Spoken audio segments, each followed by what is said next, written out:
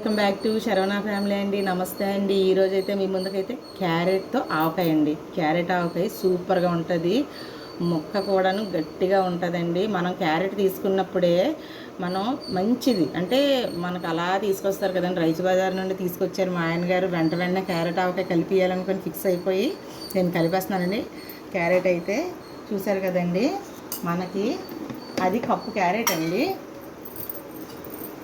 ఎక్కువేం కాదులేండి, నేను తక్కువే చేస్తున్నాను ఎందుకంటే ఎప్పటికప్పుడు ఊరగాయలు అవన్నీ కలుపుతున్నాను కాబట్టి.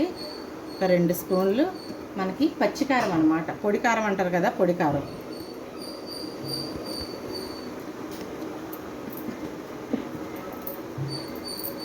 మనకి ఆవపిండి 2 స్పూన్లు,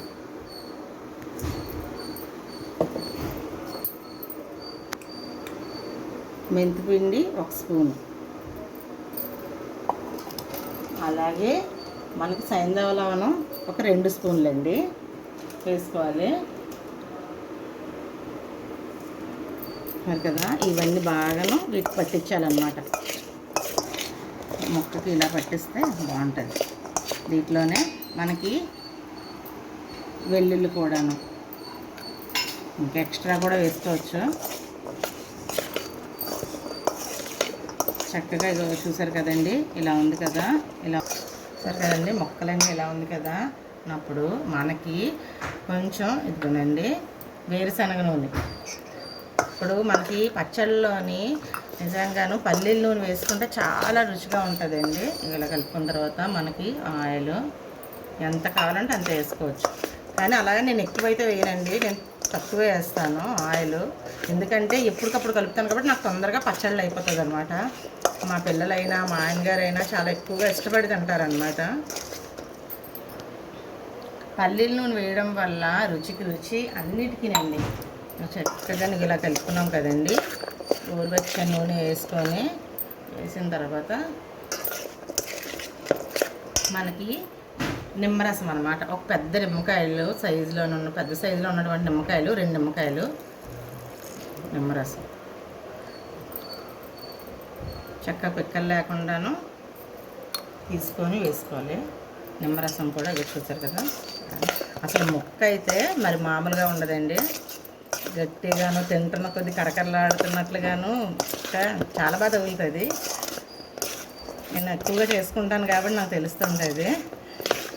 ఇలా చేసిన దాంట్లోని ఏం లేదండి, సింపులే. అలా కలిపేసుకున్నాం కదండి. మనం వేయించుకున్న పోపు అనమాట. వేయించుకున్న పోపు ఉంటుంది కదండి, వేయించుకున్న పోపు ఇంకోనండి కొంచెం ఎక్కువ అక్కలే. పోపు వేయించుకున్నాం కదా. పోపులో ఏంటంటే మనకి మినపప్పు, శనగపప్పు, జీలకర్ర, తర్వాత నుంచి ఆవాలు, ఎనిమిది ఉంటే సరిపోతుందండి. ఇక చూసారు కదా పచ్చడంతను ఇలాగా అంటే కాసేపు ఆగినప్పటికీ మనకి పచ్చడి ఆయిల్ అంతా పైకి వస్తుందండి. ఎక్కువ అలానే ఆయిల్ వేసి ఎక్కర్లేదు. ఇక ఇలా కలుపుతున్నాను కదండి.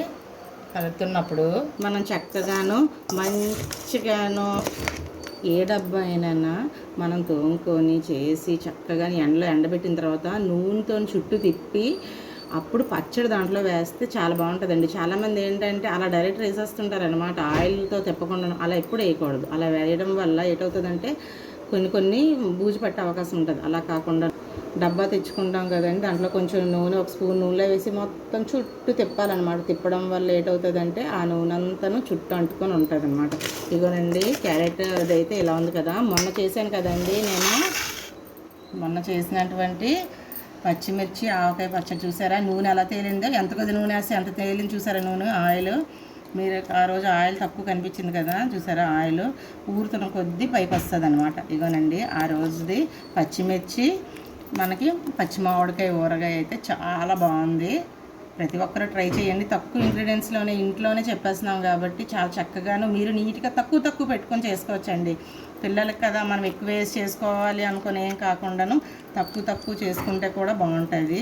ఇక చూడండి పచ్చడి నిజంగాను వేడి అన్నంలోని వేసుకొని తింటే ఇంకా మామూలుగా ఉండదు. నెయ్యి వేసుకొని చక్కగాను మామూలుగా అయితే ఉండదు. ప్రతి ఒక్కరు షేర్ చేయండి, లైక్ చేయండి, సబ్స్క్రైబ్ చేయండి ప్రతి ఒక్కరునా. ఇలాగే ఇంకా ఇంకా మంచి వీడియోస్ మీ ముందుకైతే వస్తుందండి. ప్రతి ఒక్కరు సపోర్ట్ చేయండి. ఓకే ఫ్రెండ్స్, నమస్తే అండి.